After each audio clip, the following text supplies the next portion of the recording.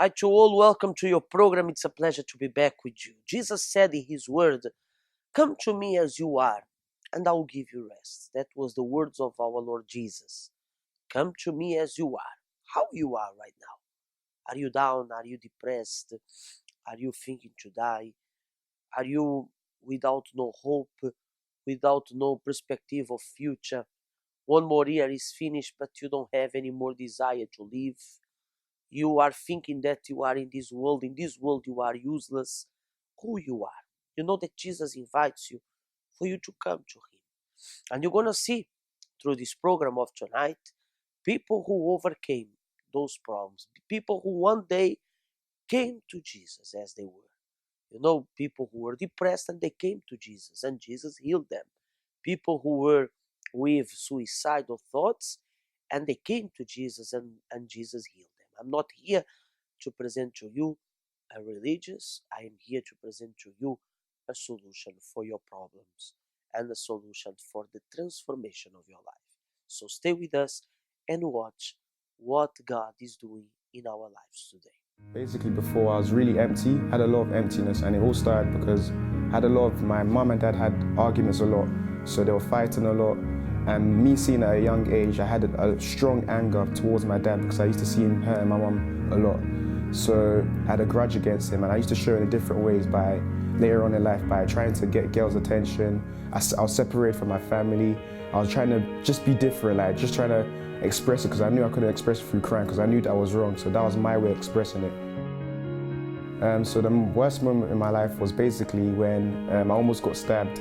And it's not just the fact that I almost got stabbed, it's because of the people that I was around. I was around girls because my aim was to get girls. I wanted to be popular, I wanted to be known, and I had my friends around. So when I almost got stabbed, all my friends left, the girls that I was with left, and it showed me like, whoa, I'm really by myself and nobody's there to help me. So in that moment, it was the worst because like I felt lonely, I felt proper lonely, and in that moment my life started to flash like through my eyes, through my mind. I remember my mum, I remember literally everyone, and that's how it was.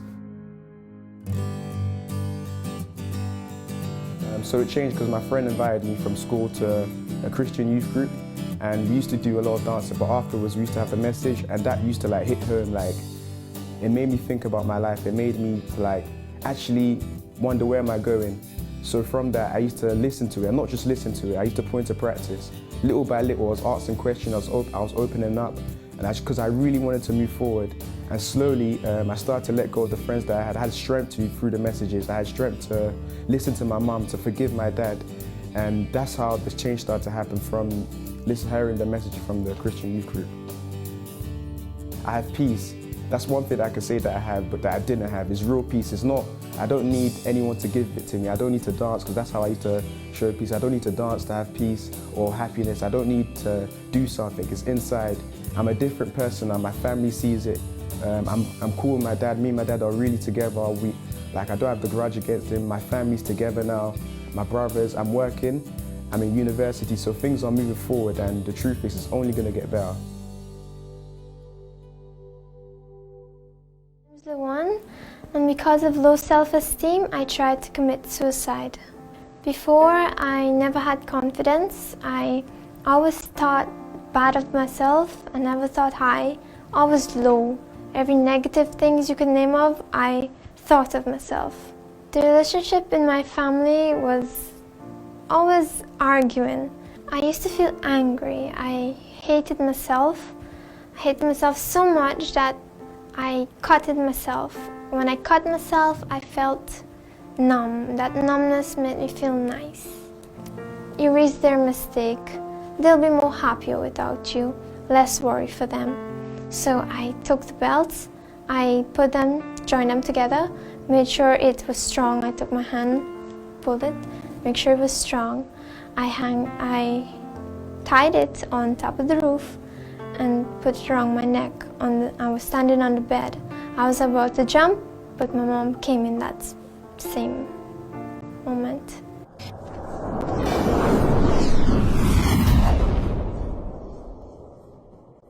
I came to the church because I chose God, and I wanted to change my life completely.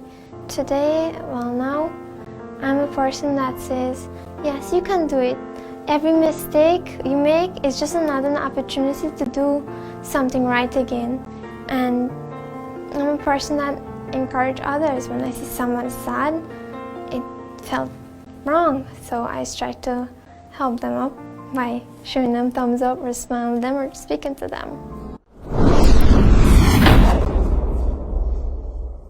If you are watching me right now and you'd like to talk to someone, we have our telephone number. We have our helpline that is 08612 1255.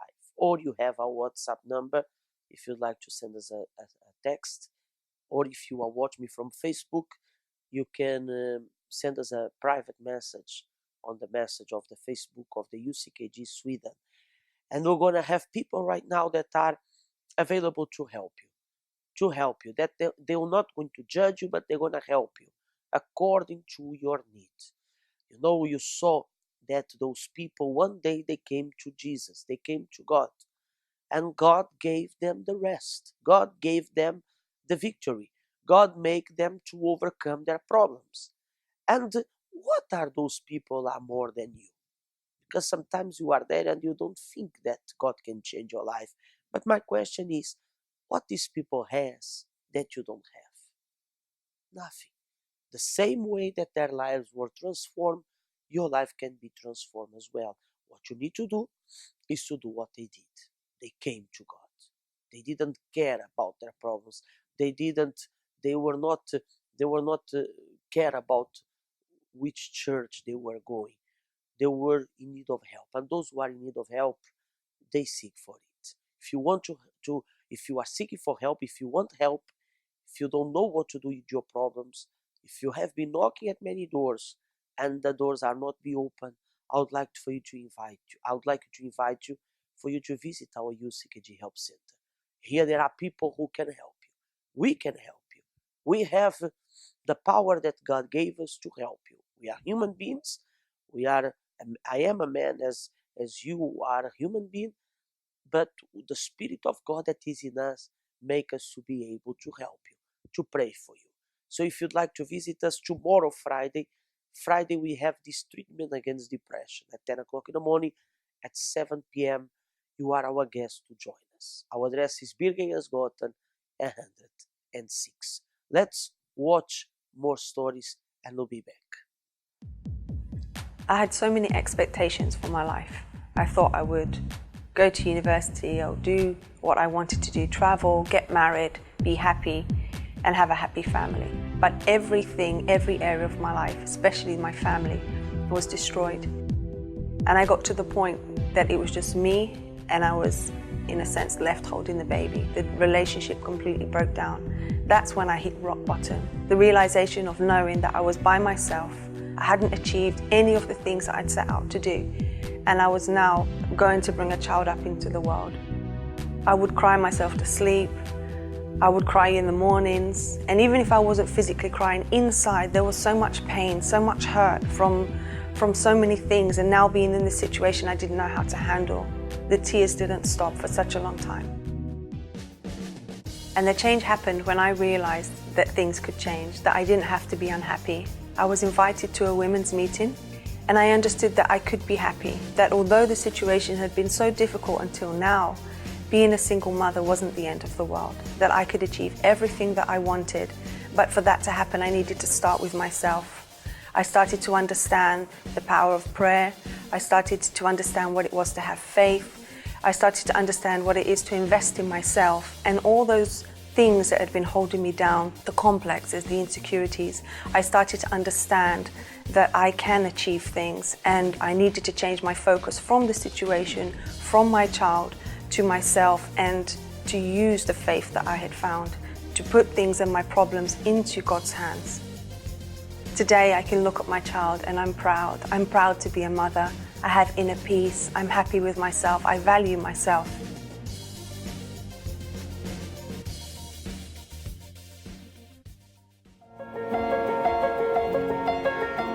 In the hustle and bustle of day-to-day life, our minds are occupied with many, many things.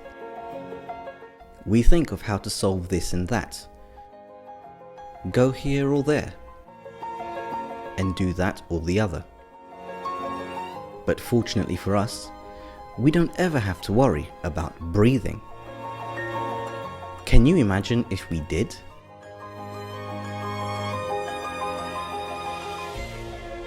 When you breathe, you transport oxygen to the body's cells to keep them working and to clear your system of the CO2 that this work generates.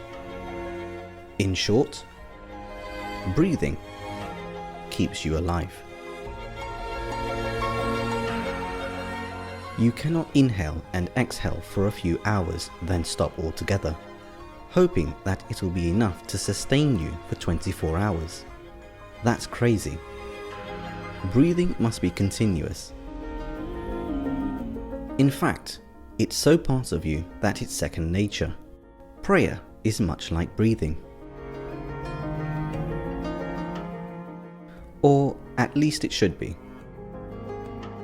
When you pray, you empower your spiritual body and clear yourself of all negativity. That's why it needs to be continuous. Just like breathing, we ought to pray without ceasing. This is what keeps our faith and communion with God alive. Many people faint along the way because they don't develop this habit. Pray like you breathe, ceaselessly, continuously, always. Then he spoke a parable to them, that men always ought to pray and not lose heart. Luke 18:1. Pray without ceasing.